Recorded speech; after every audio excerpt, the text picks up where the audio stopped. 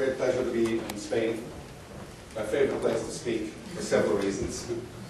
So it's a real pleasure to be with you today. Before I get going, I want to find out who exactly is here. I mean, I can see who you are, but I'd like to know what you do. So let me see who of you is in the media business in terms of running a newspaper, television station, content company. So who's a content company? Television, radio, records, God forbid, publishing.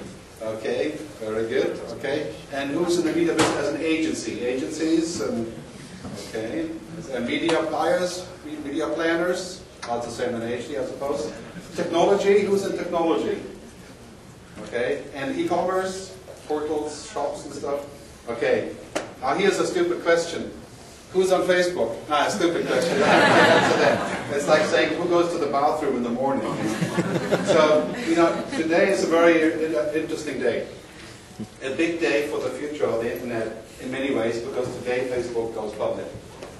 Okay, this should be a very interesting day for a lot of reasons. Americans, yesterday research shows that 61% of Americans would buy Facebook stock if they could. But if you ask people in Europe, most of us are saying, oh, it's kind of interesting and we use Facebook, but we're probably not going to buy the stock. It's a very interesting scenario. It's completely oversubscribed in America. You can't buy Facebook stock. In fact, all the banks are saying you can't get in anymore. This is the American piece of it. Right? But for the internet, Facebook is a very, very big deal. Right? For several reasons. I'll show you one of them. If this works, I'm going to try to use my iPhone here, mirror it through the thing here. I think I have to actually do this first. And I'm trying a new thing here using the to project my iPhone into the projector, which sometimes works. There you are. Okay, so imagine using the Facebook app, which I have here now. One of my favorite TV stations in the world, Al Jazeera. Al Jazeera right now, this is a really big thing about Facebook. Facebook is not so cool on the mobile phone. This is a big problem. That's why I'm not going to buy the stock primarily. But Al Jazeera can be watched on Facebook. I mean, not on the mobile app for some reason, but you can watch Al Jazeera on Facebook. So Facebook is becoming cable television without the cable. They don't have any of the costs of the satellite or the cable infrastructure. They just go over the top. And they have 1 billion people in the audience. 1 billion people. It's the biggest country in the world after China. China is a little bit bigger. Okay? So Facebook is a broadcaster, and the program of Facebook, you guessed it, is you. We are the program of Facebook. I mean, that's why some people call Facebook a perpetual virtual reality show. Right? It's basically, we are filling it with thousands and millions of different programs. But now Al Jazeera is on Facebook. You can buy Delta Airlines tickets on Facebook. You can play Dargaville on Facebook or Farmville. But take it a step further, you can use an app like TED. You guys know TED.com, one of the most famous conferences for thinkers. Right? And that actually works. You can play that on your mobile device, and you can download, let's see if it works, you can actually download, and you can watch this stuff at the bus stop. Now, TED.com has had 750 million views. I mean, how much would the Discovery Channel give to be in the same position than TED.com on the mobile device? I mean, clearly, this is going to be mind-boggling for a lot of reasons. Let me switch back to this in a second. So, okay. It's not flawless, but it works. Just really quick, you may wonder what a futurist does. I don't know if there's a name for this in Spain. In Spanish, futurologist, futurologo, or whatever. But this is basically my job, right? I listen. And it's really quite simple. A Chinese saying says, if you want to know about the future, ask your children. And we all know about the future, but we don't have time to look, because we're busy making money or, having a nice comida or whatever, but we're very busy. So we don't have time to look beyond the obvious. And not looking beyond the obvious is what usually kills us. Because we're busy just going and going and going, and then something comes up that was always there, we just didn't see it. So it's very important to have what's called foresights. And what we do is foresights and what we call 4 hears. We like to hear what's happening. And we do this with 25 people around the world. We have clients from all over the place. Today I'm trying a new thing called Cloud FTP. You may, if you see on your wireless networks. You see a network called Cloud FTP, that's my network, and this will be on until about 1 o'clock. You can go to Cloud FTP with any device, iPad, iPhone, Android, and just connect to the Cloud FTP network, open a browser, type in Cloud FTP, and download all my stuff today. As you see, if you're bored with my speech, you can download other things. You know. So my books are on there as well, and also the presentation from today is also on the Cloud FTP. But you can do that later in the break, don't worry about that now. So what I'm looking to do today is to see if I can disturb your presence, what you're doing today. Because in the end, you know, it's basically straightforward. If we're not worried about the future, if we don't feel pain, we don't usually change anything. Because we're too complacent going along. And the other thing is that we may fall in love with something or somebody. Really, pain or love is what changes things, as I'm sure you're aware of. Jeff Bezos from Amazon fell in love with the idea of an electronic reader, the Kindle, which many of you may have, that nobody asked him for. It didn't exist. But he fell in love with this idea, and today the Kindle sells more books than print. So change really comes, you know, I'm sure you're facing this every day with your clients. You're saying, my God, you know, why don't you change and do something? Right? But it's about pain or love. That's really what it comes down to. So I want to give you some pain, maybe I'll give you some love as well. But first of all, a short video. In the content industry, the media business, and of course our clients, sometimes they're very challenged to actually understand reality. Is this me or is it you? Okay, interesting. Okay, so our clients feel challenged with reality, just like this guy feels challenged. Take a look, see what he does.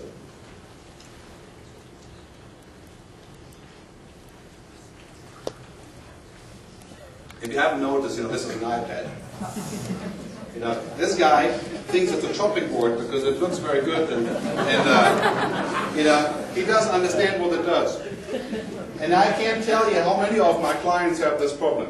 They don't really know what it does. I mean, it's mind-boggling that many people talk about the future of the web and mobile and social, but they never tried it. It's like the Pope talking about sex. Yeah. It's a little bit like, you know, it's very hard to figure out what you're going to do about the future if you're not actually part of it.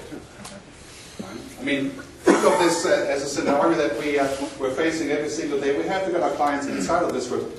This is Michio Kaku, who's a well-known futurist and physicist, talking about the future, what's happening on the internet. The future. The internet is going to be in our contact lens. When the internet is in our contact lens, you blink and you will go online. And if you meet somebody at a meeting, a conference, or a classroom, you don't know who they are, your glasses will identify who they are and print out their biography in your contact lens, so you will always know who you are talking to. At a cocktail party, you will always know who to suck up to if you're looking for a job. And if the person is speaking Chinese, no problem. Your contact lens will translate what the person is saying, even as they speak. He's talking about LinkedIn, right, basically. That's what we have on LinkedIn today. Imagine, I mean, clearly, you go to a meeting today, you probably checked me out on LinkedIn before you got here today. When you go to a meeting, you say, let me check out this person. You click on the link and you look at your profile on LinkedIn, and then you say, oh, could be interesting. But if the person on LinkedIn only has the top of the name and then ... and no friends, so then it's either Richard Branson, you know, he doesn't need any friends, or Obama, who's on LinkedIn, whatever, right? Doesn't need to write anything, or he doesn't want to talk to you. So it's a really, I mean, we're getting to that point where this kind of public thing is really, really a very important thing. And basically, you could say, can we have the monitor on the front as well? The future is already here. And this is the scary part. I mean, the future in Japan, if you go to a bar and you go into a dating bar, you can scan with a mobile phone, you can scan the person that you're dating, and you can see the social network profile superimposed over the page. You can see the Facebook profile or whatever they're using over there, you know, while you're talking, and you can decide if you're going to continue talking or move on to the next victim. You know, this is a very, very interesting scenario that we're seeing in the future. It's very, very much like very tangibly already here. We see in this graph, for example, in terms of how people are connecting, and it's mind-boggling the speed. And look at the network access exploding, the bandwidth cost decreasing, CPU decreasing, storage decreasing. Very soon we'll have €10 tablets for €10. I mean, the iPad already costs only $62 to make. And we're paying 800 euros or whatever. But an Android tablet you can buy in India for $30. A really good one called the Arakash, very popular.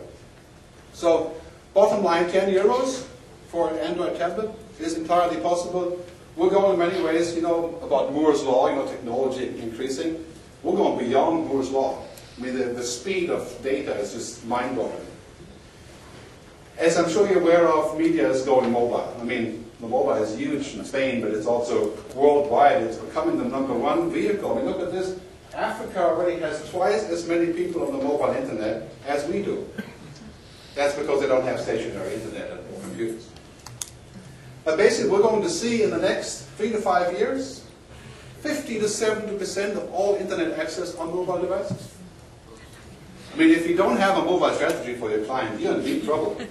Because basically, everything that we're going to do about booking stuff and doing our banking, talking to people, taking care of information is going to be on mobile devices of various sorts. For example, the idea of connecting your mobile device to television, which Apple TV does pretty well, but this will become a standard. So whatever you see here, you can project on any surface, not just your television, for very little money. And every phone company in the world is working on getting you online faster for less money, so you can buy other stuff. And it's a little bit like Google, rising tide floats all boats. So basically, mobile is a big #1, and this is why Facebook, for example, is a little bit worrisome that they haven't spent much time on this, in my view, but except for buying, of course, Instagram. But if you look at what's happening here, it's just a slide from Kleiner Perkins, going from roughly 1 billion smartphones to the future in the next 5 years, possibly 3 to 5 billion smartphones in future phones. And even people in Brazil, for example, I do a lot of work in Brazil. If you have $5 extra in Brazil, and you have food and shelter and a bus ticket, you buy a mobile phone. It's right there, what's called the needs hierarchy is food, shelter, mobile phone. So the purpose of this, of course, the purpose of having a smartphone is not that you can do banking primarily or buy stuff, but it's about other people. And it's about content. It's about communication, but different kinds of communication.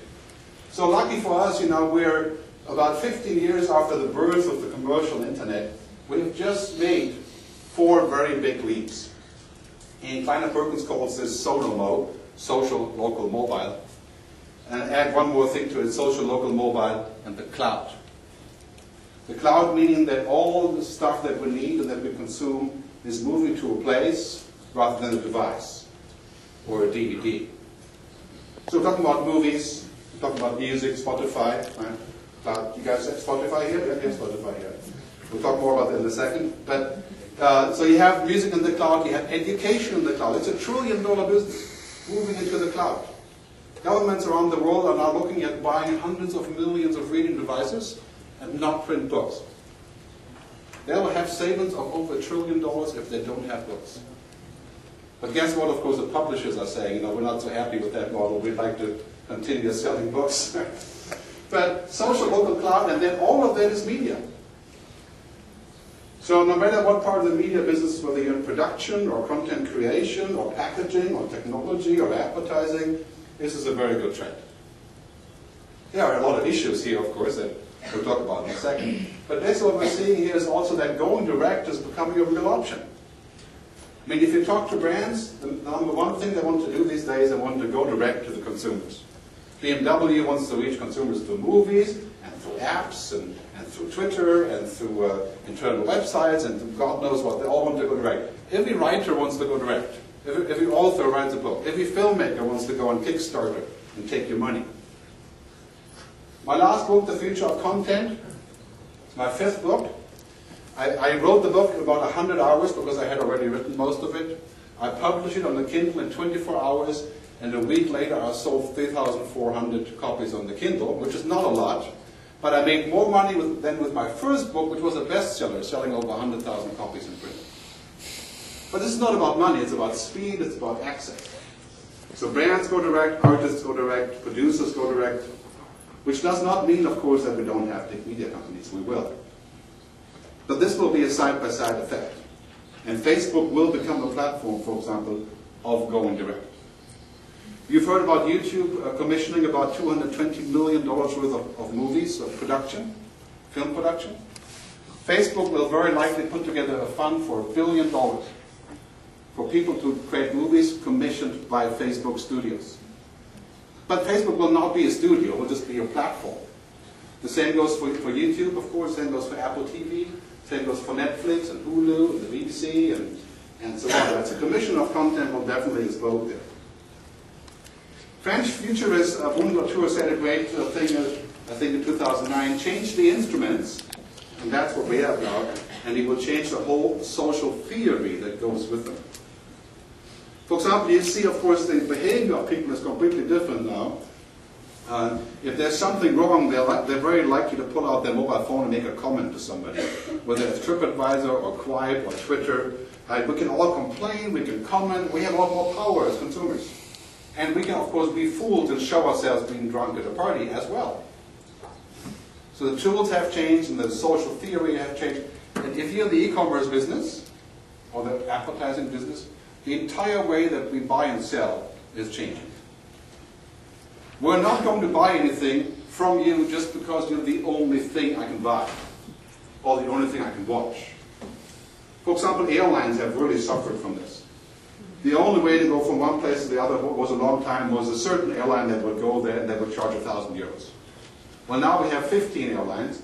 The price is down and we can compare all of them on a website like Hitman or Expedia. And we can use an app like Flight Tracker and we can be at the gate looking at our flight and we know more about the flight than the woman who's at the gate, right? Because we have more information. So it's very empowering for the consumer. But in terms of getting connected, I mean, imagine a device like this, a $10 device. This is the X&O from the one laptop per child. Imagine this kind of device in the hands of 5 billion people. That's what we're going to have in less than 5 years. For a lot of reasons. This will create a huge amount of opportunities and problems. First time ever problems. I work a lot in Indonesia, and the government is putting 16,457 islands online. And these are islands that are going to be connected with LTE and 4G. And these people never had television or radio before. Imagine now you can use a mobile phone and watch YouTube. What does that do to their culture, their religion? It's going to be quite confusing for a lot of people what you see there and what you can do there. And also politics are changing completely. I mean, every day there's somebody taking a political action of some sort. You know, Greenpeace against Volkswagen and Iraq and what have you. Every day there's some sort of activity happening through social networks. So politics is really going upside down. In 2017 we'll have 5 billion people connected. Roughly 75%, I think, will be on the mobile internet. Mobile only to a large degree. They use the mobile and when they get home they project into a larger screen. And of course you'll be able to read magazines. Like there's The Economist, which is a great app. That's the only app I buy as a newspaper or as a magazine for only one feature, that it can read to me. So when I drive I can have, I mean it's a very stupid feature, but it works, right? I mean, think about all the stuff that's happening with Google Play and the Apple Cloud and Twitter. I mean, Twitter becomes the next CNN. It's mind-boggling at what speed. In America, they call Twitter TNN, Twitter News Network. I mean, this is the next thing that's coming after Facebook in terms of the connection there. So, today, our friend Mark, roughly 26 billion minutes spent per day on Facebook, and it's all about this. It's all about our data. This is the scary part and the good part. I mean, we have given Facebook so much data that they can use a very simple profiling engine, which the FBI has been doing for a long time with Facebook, by the way. But anybody can do it, really. It's called data mining. Right? You can use tools and you can find out if I'm likely to vote for the Green Party or the Conservatives using my Facebook profile. You can also predict if I'm going to go to a certain place within the next year using the data from Facebook. And my friends who are talking about this, and which pages I've liked.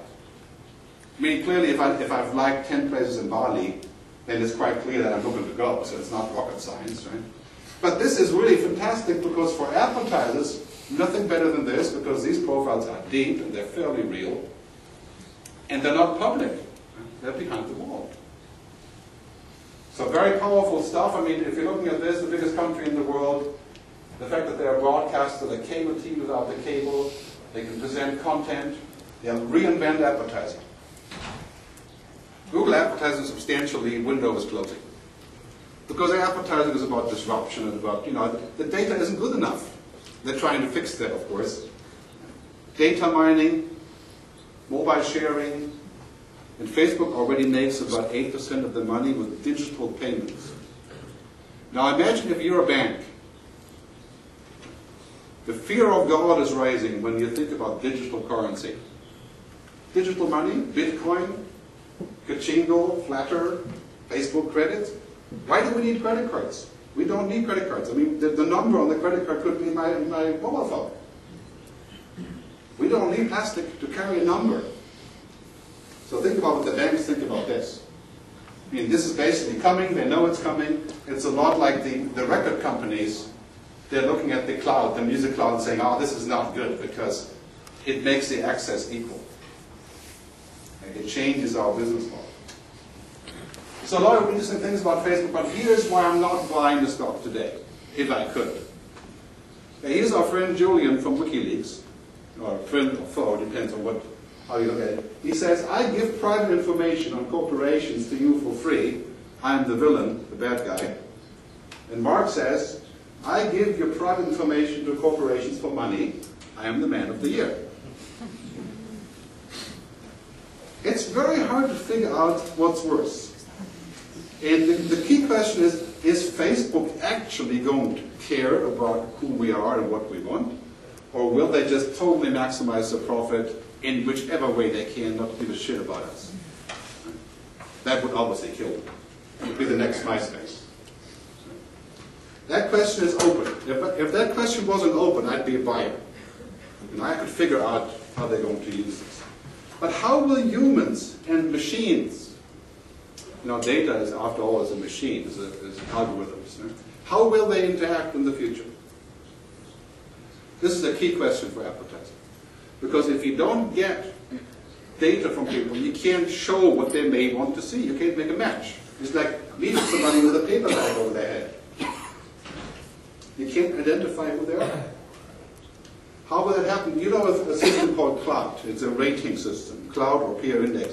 You put in your Twitter name, it's K-L-O-U-T. You put your Twitter name, and Cloud says how influential you are. Using an algorithm that takes stuff from Twitter. So if you go to Las Vegas, you go to the Palms Hotel, they check you out on Twitter before you get there, and if you reach a certain Cloud score above 50, you get a free suite, upgrade to a suite. Because supposedly, you're influential, or meaningful, whatever that is. Now you could say that is really bizarre, because who makes that algorithm? Is it the government, or is it the Palms Hotel? I don't know. But machines and humans interacting is a major topic for the future, clearly, because that's going to happen. And we are already paying with our data. I mean, if you think about the most common way to pay today is paying with attention. It's what I call paying with attention. So rather than paying with money, we find a way to give our attention to somebody else, and then they pay for us. That's called advertising, getting attention. And most of you are in that business, I gather. This is really quite interesting. Global advertising is $560 billion a year. And then marketing and public relations and other assorted yelling is $1 trillion. It's $1 trillion spent on reaching us. So these companies have used that data to build a business on our attention, our data. LinkedIn, for example, is free. Let me ask, who here is actually paying for LinkedIn? Paying to use LinkedIn. Okay, that equals a percentage. Roughly, it's about 2 or 3% of people. But last year, LinkedIn made $520 million. It's $20 per person who wants to use LinkedIn for more emailing. Right? But we make LinkedIn because we give our data. We make Skype because we connect with each other, and then it's free phone calls for the other guys. Right? It's a peer-to-peer system. So the world is moving to a connection of peer-to-peer, using these kind of things, and that becomes a standard. And basically any media company, any brand that doesn't see how this works is losing a piece of the value. I'll talk more about this in a second. So major issues, of course, that many of us are starting to feel like we're bleeding data. You know, we are publishing things that we may not want later. And this is a big debate, of course, of Facebook, and then sometimes we feel like people are always, you know, just shut up. You know? I mean, if you're, I'm 51, so if you're not 14, you know, sometimes you want people to shut up and just say something meaningful for a change. Right? So the issue of bleeding data and the noise, right, that has to really be looked at. Twitter, for example, is a powerful tool, but the noise, you know, the noise is just, I mean, I found a way to deal with the noise because I wanted to find a way, but it's certainly not easy. Right? I mean, Flipboard and those kind of tools are great for that. But. So the question is, you know what happened with BP a couple of years ago, right? It's a leak. Now, imagine the same thing happened with Facebook, and Facebook has a leak, and that leak includes you. All of your private conversations and chats. Bottom line is, you can't assume that whatever you do on Facebook is closed. It's actually not. It's supposed to be, but it will leak. I mean, that is the nature of what they're doing there. Right? So I went, 3 weeks ago, I erased 12 hours worth of stuff on Facebook. But I'm not sure that it's actually erased, and that's a different question. But the question is, will Facebook be accountable for the data? If they haven't solved that problem, they won't be successful. This is the main issue, of course, also for Google. But Google is working very hard on this. So the question you can say, you know, this has become an operating mantra for lots of e-commerce and web companies. It's free, but they sell your information. I don't think there's anything wrong with that, as long as the deal is clear. I mean, for example, if I invite you to my house, I'm saying, let's have dinner. But I'm not telling you that I'm planning to pitch you a way to invest in my company. You will feel a little bit strange because you're expecting a social thing, but I'm pitching you to invest in my company. Right? I have somewhat used your information in a different way that you didn't expect. So this is really about trust, and the question is it a Faustian deal? You know, Faust, the German story about doing a deal with the devil. Is this a deal with the devil? I don't think it has to be, but it could be. So we have to keep a very good eye on this. Here's a question the Wall Street Journal asked people a couple of weeks ago if there's a button on a web browser that says do not track. So you can hit the button and then the web browser does not provide anyone with any information about you. And that's supposed to become a law in America. If this do not track button happened, the Wall Street Journal asked people, would you use it? And almost 90% of people said they would use the do not track button. Now clearly if this button becomes reality, the advertising on the web is dead. I mean, if we are not tracked and if there's no data, how are we going to talk to them? How are we going to pitch those people? Right? We want to sell the stuff there. So the engine of content, 70% of the content industry is financed by advertising. And that is not going to change. So that is a problem that has to be solved clearly. The other thing that has to be solved is that, walled gardens like Facebook or, iTunes or what used to be Nintendo or, Blu-ray DVD or whatever they call it now.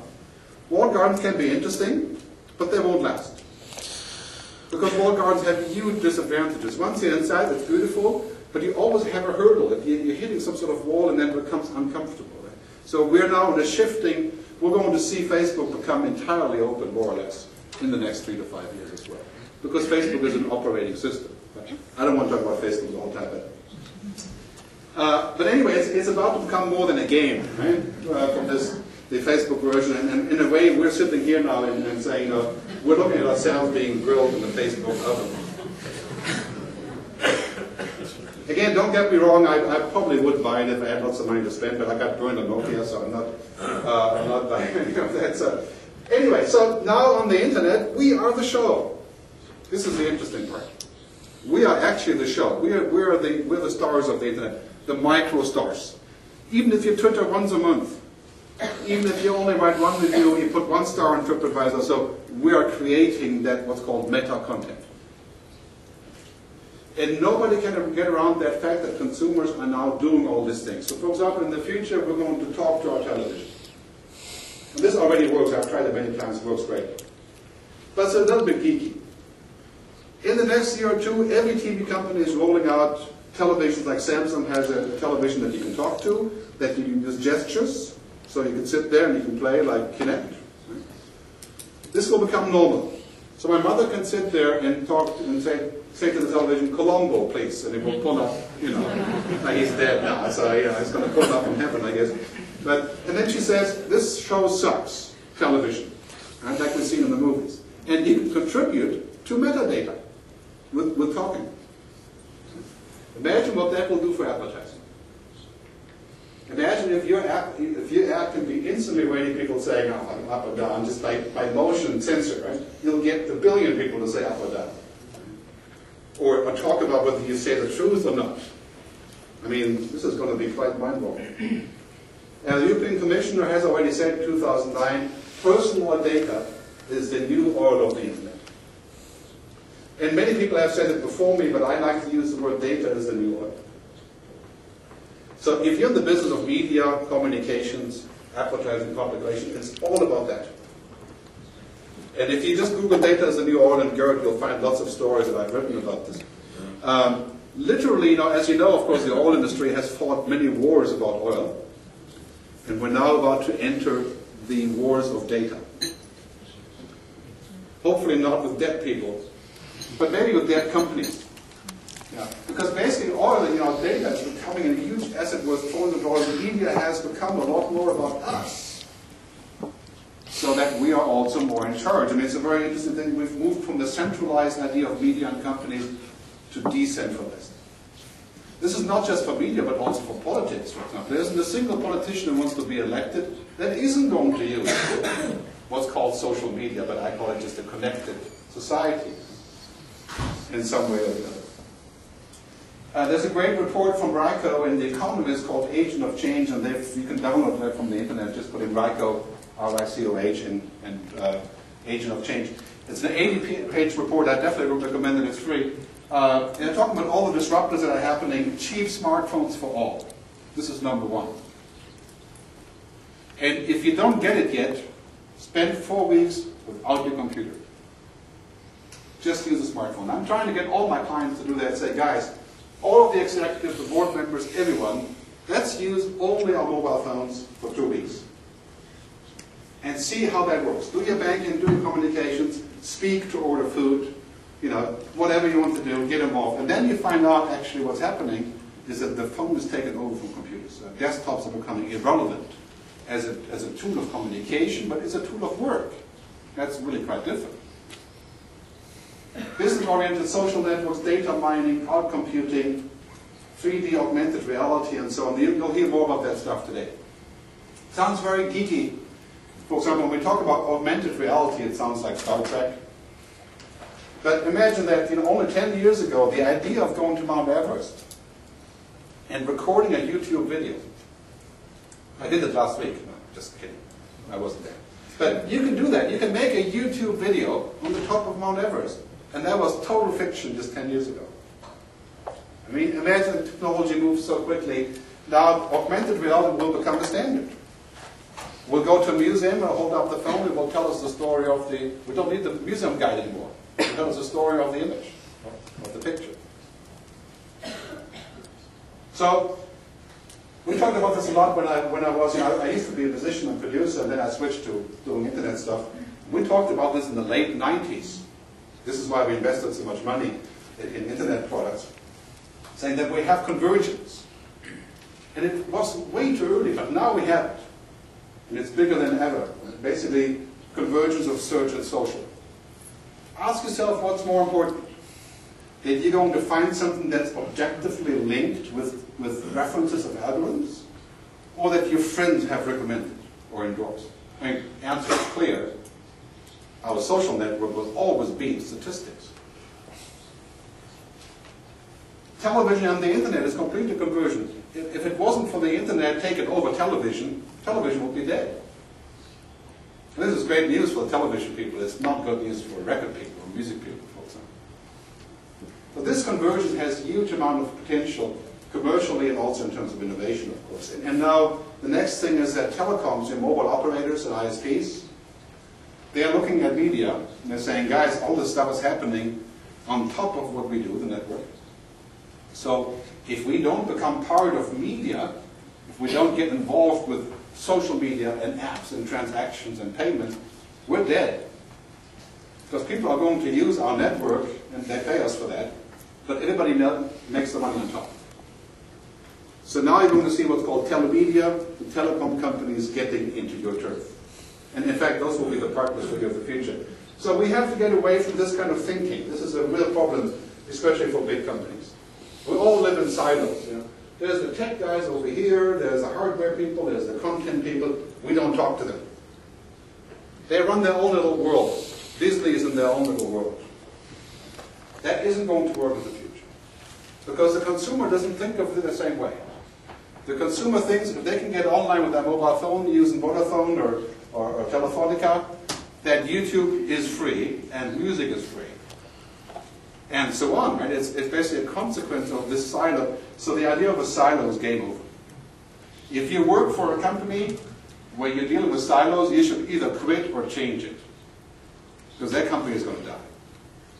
Right? Because you can see very straightforwardly, for example, car companies, BMW, Audi, Mercedes, they're investing in self-driving cars, cars without a driver. They're investing in electric cars, they're investing in wind turbines for wind energy, and they're investing in virtual transportation, traveling without traveling the body. Yes, sir. That's clearly, it's a, right? That is what's going to happen. Television. I do a lot of work in the television business. I'm really excited about television because television, as we know it, is finished. Because the very word suggests something very simple. Is that we can watch remotely something that somebody else puts on. We can still do that, of course, but now television is essentially becoming important because it converges with the internet. In America, 100,000 people a month are dropping the internet connection. I mean, the cable TV, sorry, and using internet instead. I mean, why would you pay $100 a month for cable TV if all you ever watch is the news and maybe one sports game? Okay. So here comes this app from this guy called Barry Diller, who you may know from the past, an app called Aerial. There's TV. It comes in over the air through an antenna, dish, cable, and then there's internet, wherever and whenever we want. Sure, it's got video, but it's not TV. The real live 24/7 TV we know and love, it's not on the internet, until now. Now there's Aerial, a new platform for bringing live broadcast TV to the internet, wherever and whenever we want. Here's how it works. Anyone can watch live broadcast TV for free off the air with an antenna. Aerial has taken that antenna and made it unbelievably small. Small enough that hundreds of thousands can fit in a single room, where you can access them from the internet and watch live broadcast TV as it airs. You don't need a television to watch internet. You don't need a television to watch television programs. You can do that in all different ways now. And of course, the first thing that happens here is a lawsuit, right? Because the television companies and the studios are saying, wait a minute, you can't do this. So this is going to go to Supreme Court, just like cable TV originally went to Supreme Court. Interesting story there. So television is interesting. Now we have this thing called social TV. You guys familiar with this word, I hope? It's basically the connection of television with social media. Worldwide, about 43% of people who watch television in developed countries, they're using a second device, iPhone, iPad, whatever mobile device, while they're watching television. I'm sure you do the same. So basically what people do here, they talk about the TV show, or if it's boring, they talk about something else. But now people are bringing up apps. And these apps can read what you're watching. It's actually very simple to do. So the app does a sound scan of the TV show, and then the app identifies the TV show. It's actually quite simple. And then the app says, you know what, there's another 4,000 people, friends of yours on Facebook or LinkedIn or Twitter, that are also watching the show. You want to talk to them. So you can talk about the TV show while you're watching. And now the people who run the TV show, they can say, you know, at this moment in this TV show, let's say CIS or whatever, they could say this car, if you like this car, you can click this button to get information on the car that's just driving down the road in the movie or the TV show. Social commerce. And then people have conversations about the car. This is not really possible on television because it would destroy our user experience. We're good at multitasking, which most of us are not, but this is just 2 tasks, so it's okay. Social television is a huge thing. Because all of a sudden, you can, for example, imagine you can have your own advertising independently from what's on television, but with the TV show. And you don't have to ask for permission. That's the other part. Because the data is public. So now every screen is becoming some kind of connected TV. This is good news and bad news because there is this thing called screen addiction. I'm sure you're familiar with this. You know, when you're always sitting down and doing these things, you can never actually stop, or you always have to keep your ringer on, you know, things like that. So every screen is becoming a connected device that we get into. And Kevin Kelly, who's the co-founder of Wired, he says we're moving into a society of visuality, going from orality, speaking, literacy, writing, to images.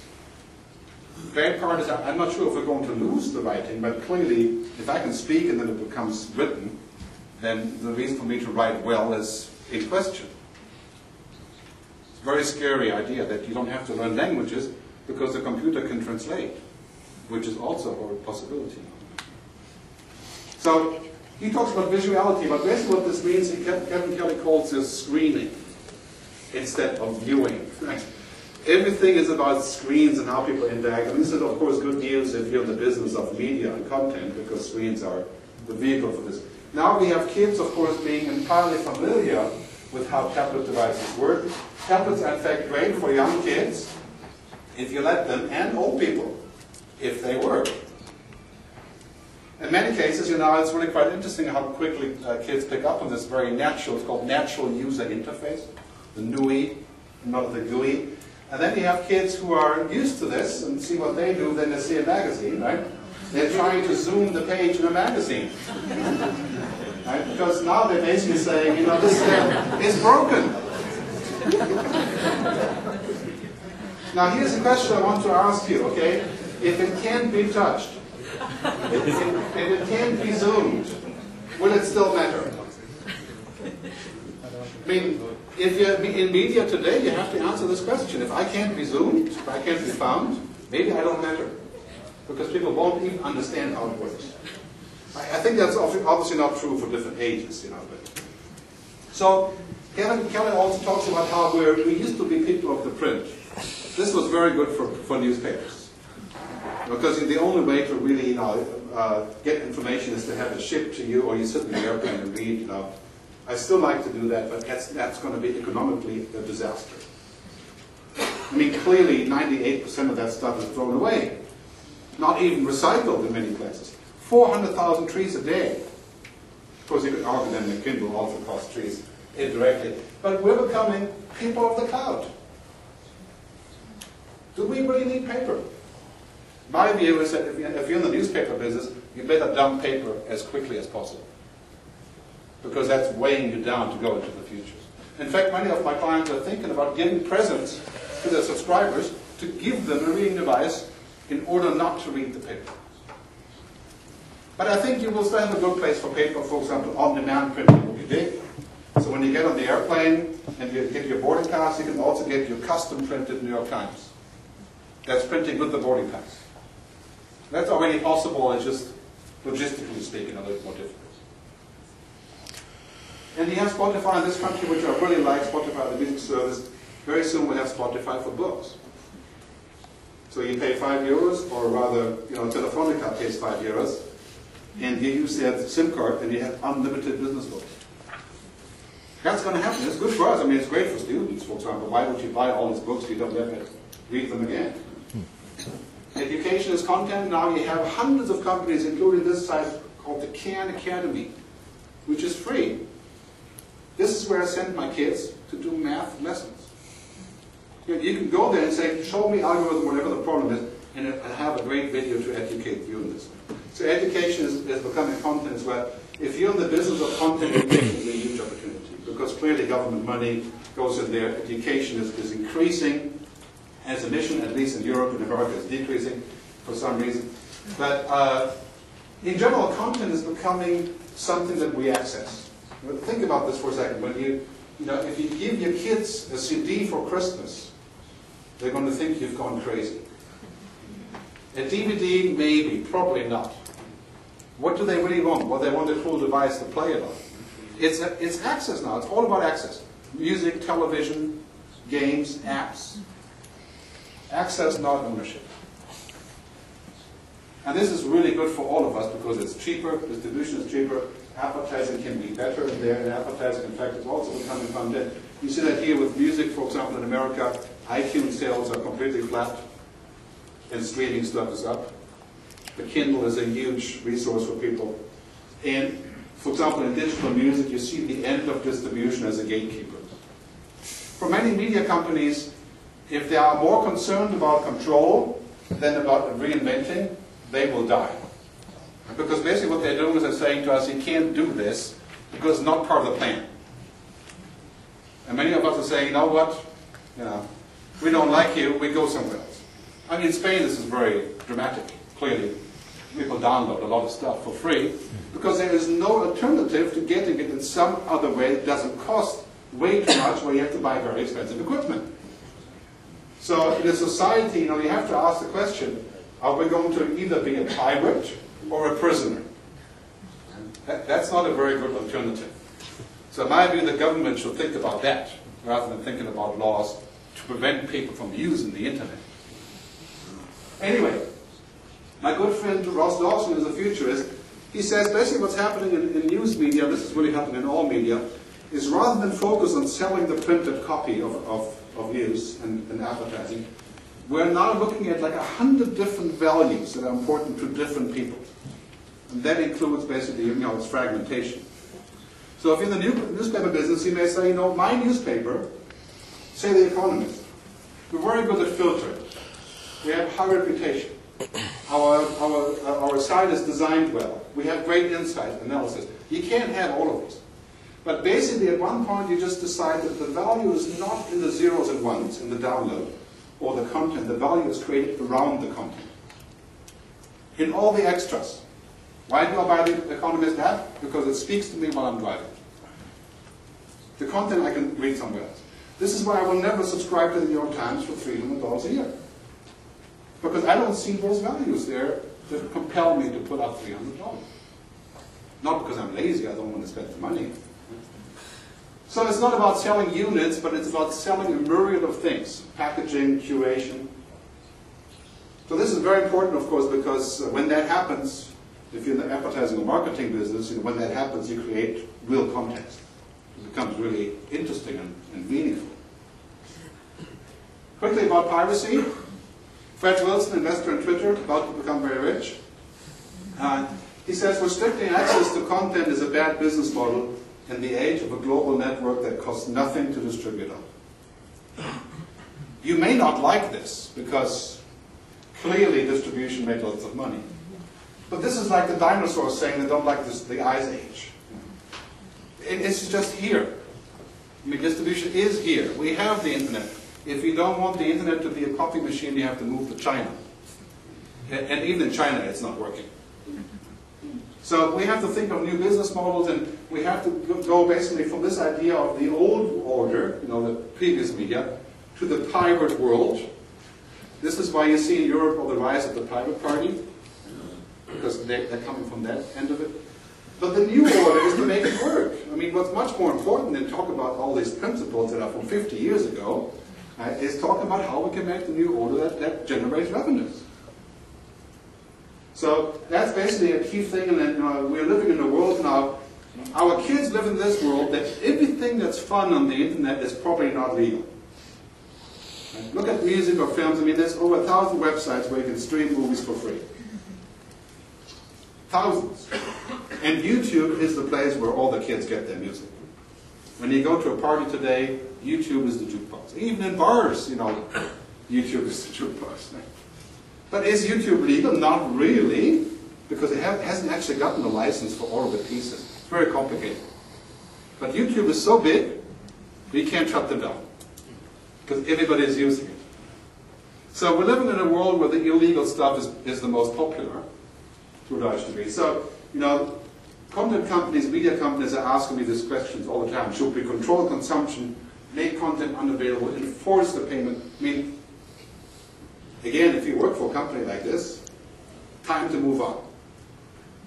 This is like a horseshoe maker, you know, that makes the horseshoes for the horses. When the train came along, they didn't like the trains because people were not using horses. You can't say, well, let's not have trains because we like horses. Basically, it's not going to happen. We have this, and we have to put up with it. And so, with our choices, as I was saying earlier, we either are a pirate, in many cases, taking stuff that we shouldn't take, or we're a prisoner, for example, of iTunes. I mean, interesting enough, I'm a willing prisoner of iTunes, because you know, I don't care if it costs €5 or so for a movie, but if I fall asleep watching the movie and the next day I want to continue, iTunes says to me, you've gone beyond the 24-hour rental period. Like, what? You must be mad.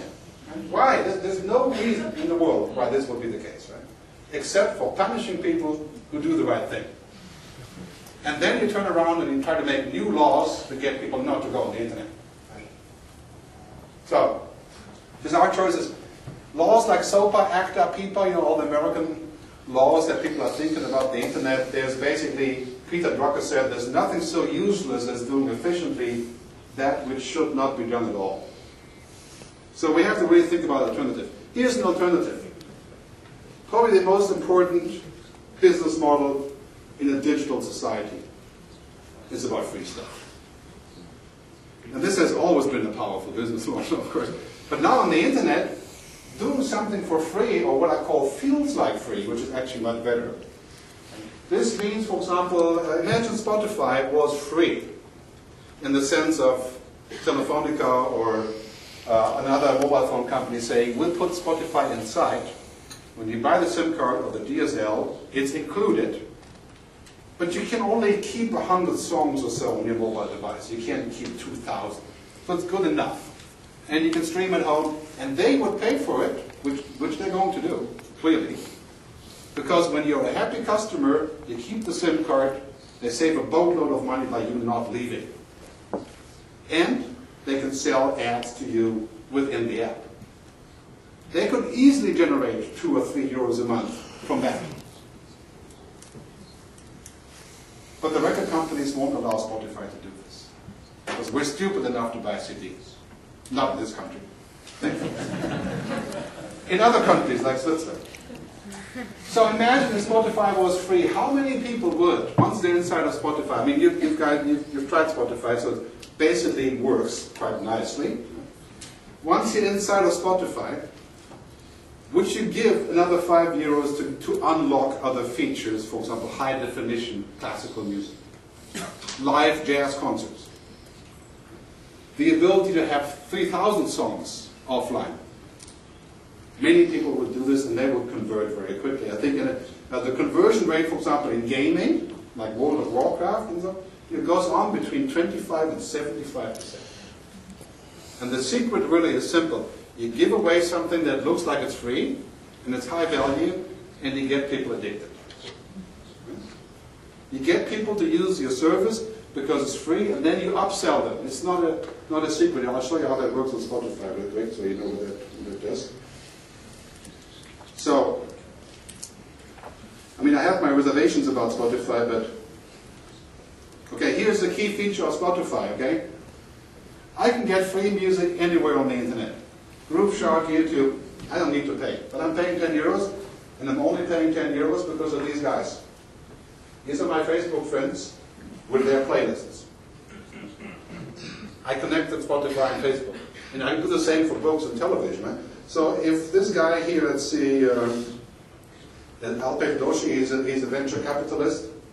Okay, I can look at his top tracks, and I can subscribe to them. And currently it's not taking a while to load here. Pick somebody else. So I look at their playlist and basically saying, okay, these guys are interesting. This is the guy from TypePad. I'm going to look at his top lists, and I like his taste. I subscribe to his songs. Right? That's how I find out what I like. I mean, the possibility of going back and looking at my playlist, you know, I have lots of playlists, and they're downloading right now, as you can see. And you can see how bad taste I have. But, you know, this is cool to have the music, but what's even cooler is the connection with other people who can tell me what to listen to. And this is clearly going to be the future, I think, for a lot of us to look at those added values. So back to this for a second here. So LinkedIn, Skype, Google, Amazon, Dropbox. You guys use Dropbox, I'm sure. Everybody does. I don't know. What do they have in common? They use freemium. If LinkedIn had asked you to sign up for money, you would have said, this is why. You don't see the value until you're inside. So, I mean, clearly LinkedIn now is converting quite nicely with $500 million a month and becoming the human resources capital of the world, basically, the HR pool of the companies. So clearly, there, the idea of creating what's called new generatives, upselling, added values. So the media business will go in this direction quite clearly. A couple of examples, the Björk app. Björk sold an app for 12 euros. It's just like a CD, but it's an app. Right? That's an added value because it's all in one place. You can watch the net live from a theater, streaming anywhere in the world. You go there for $10, you can watch the opera live. That's an upselling from this free streaming on their website. And here's a whole list. I mean, you're going to download the PDF afterwards. Just check out Kevin Kelly and New Generatives, and you get a whole list. Very powerful stuff. So, how much more time do I have? 2 hours? Right? Just let me know what you are. Okay, real quick on the paywall. This is an important topic. If people put media properties behind paywalls too early, advertising and marketing that we do is going to die. Because we can't have the same traffic and weed out 95% of people that go behind the wall. You have to decide, do you want the ads or do you want subscription money? And as I said before, 70% of global content has to a large degree been funded by advertising. Is that going to change on the internet? No. The opposite is true, because the internet is a giant data box. As long as we can figure out what to do about privacy and not to hurt people by using the data, then the match is really quite clear. But if we do this, we say to the reader, I'll show an example in a second, you can't go inside unless you make a payment. If I do that too early, about 98% of people leave and they never come back. If I do this, and I say, you know what, you can get X, Y, Z, and I gradually build a scheme of where they eventually get convinced to buy, and to buy in. I get almost all of them. So the problem is not the pay, it's the wall. And in some cases that means this could be a very low wall. For example, the Wall Street Journal has the paywall here. And there's no recipe for that. But here's an example, right? The New York Times. In their wisdom, this is the most famous newspaper in the world with admittedly probably the best writers in the world.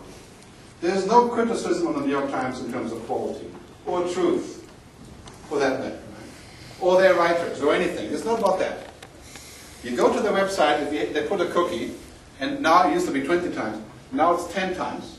And after you go 10 times, they say, you know what? You've come 10 times, pay out. And I said, okay, shit, okay, I have to pay. So I click through, and then it says, it's $5.95 a week to read the New York Times, dollars. I said, what do you mean, I've come here 10 times, and you want $300 a year. So the message is, thanks for your interest, now go away. And it's interesting that 850,000 people have done this. Because they love the New York Times and they do whatever. I mean, the New York Times has love. Right? They're like Apple. In America, the New York Times is God. I mean, you pay just to help them. So you get 800,000 people. But they have 35 million people coming to their webpage a month. They're the oldest newspaper in the world. And how many of those people will renew next year for $300 in the time of economic crisis? When they can read all the news on Twitter. And they take the cookie out from their browser and they can read another 10 times. It's an aberration, right? It's not a good recipe. It may work for them. I hope it does. But don't copy this. Most of the time it won't work. Because here's the reality. As Gerd has shown, Advertisers need large audiences. Look what happened in the New York Times. This is a graph from this year. You can go home, circulation up, as we've just seen. Advertising revenue, death. Are you going to live on that recipe? Good luck. You may still survive for other reasons. But that's obviously not going to work. I mean, in America we have a little service called Netflix. And it's very successful selling subscription television for $10 a month. You can watch anything you want. 25 million people have subscribed. So here's the lesson for the content industry. It's about ease of use, it's about value, it's about making it easy, and it's about a fair deal, and that's when people buy. It's really quite simple. It's not that we're evil and we don't want to buy. Okay, I need to jump ahead a little bit. I was obviously planning to be here for the rest of the week with you. So, a quick lesson here. If you're in the newspaper business, please dump paper. You can use paper for special occasions. Why do we need this? I mean, 10 years we'll laugh about this. I mean, clearly we're going to have all kinds of things reading in all different ways and entirely different, right? In most, but in all cases. And now you can see what the same is happening with advertising. In America, 42% decrease of advertising revenue in newspapers. I mean, in Spain, I don't know, it's something like 28% already, something like that. Advertising is going digital at a mind-boggling speed. But here's the thing, as we were discussing this whole week and various other events, you have to reinvent advertising for digital. The current advertising modes of interruption and pop-ups and CPMs, that's not going to work. Because it's not really engaging. Right? If you're looking at this, the growth, 17.5% growth of digital advertising compared to the others. This is largely a cultural question. How quick will people change the devices? How quick will my mother go away from reading the newspaper to reading a tablet? The answer is when she doesn't know it's a tablet. She thinks it's the newspaper. Just like she thinks the iPad is television. Advertising, buying attention will become 95% accurate. Remember the old saying about 50% of the advertising is wasted, you don't know which? So you do it anyway. That's how television and print made lots of money. Because you did it anyway. And now the same thing is going to happen on Facebook. Facebook goes public. The advertisers will say, we don't really know if it's wasted, but it seems good.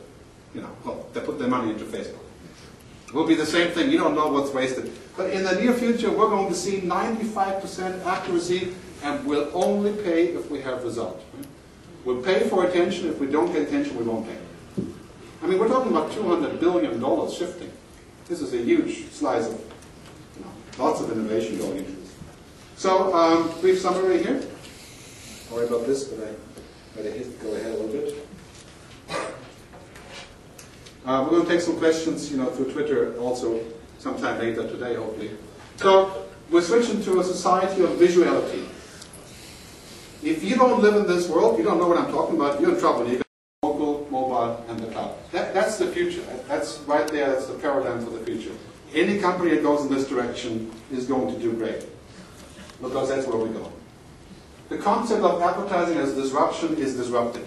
As basically, if you're in the business of disruption because you want to pitch some product, not going to work. Advertising is now in the business of engagement. It always has been. It's just we haven't noticed because we were successful disrupting people and it made lots of money. But data reading, right? We have to, if you're in the business of data, advertising, customers, you have to be very careful of what you do with the data now. This is the prime thing. If people stop trusting you, you're dead. This may be the Facebook problem. We'll watch. We'll sit and watch. The media is us. We are the content of media. Social TV. The connection of the web and television. Access, not ownership.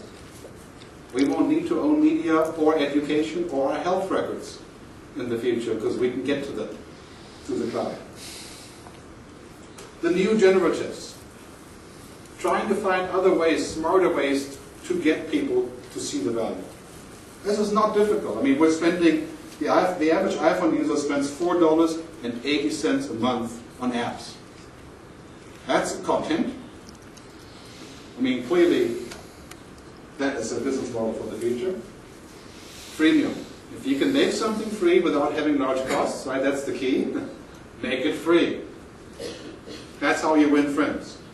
There's a big hurdle on freemium is that if it's expensive for you to make it free, and it's also expensive to convert to the next level, then you're toast, because it's both expensive.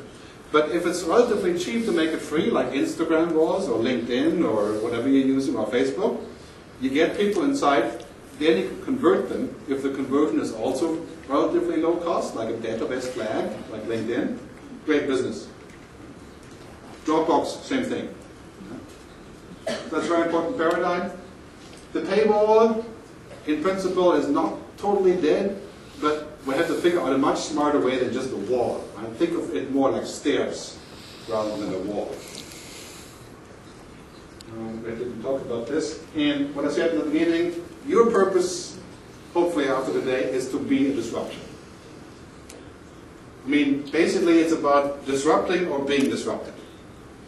It's your choice with your company and your job. And if you're not disrupting somebody else doing something, chances are you won't be successful, because you're not actually changing something for the consumer in the end. So thanks very much. I have an iPhone and Android app. It's called Futurist. You can download it, or you can just scan the barcode. This book, The Future of Content, is quite a good read. You can get it for free also via my app, or just scanning the barcode, or just downloading over the network now. Or just send me a tweet at Leonhard, and I'll send you a PDF. And we'll publish the whole PDF of the slideshow sometime today on Twitter and on the website. Thanks very much.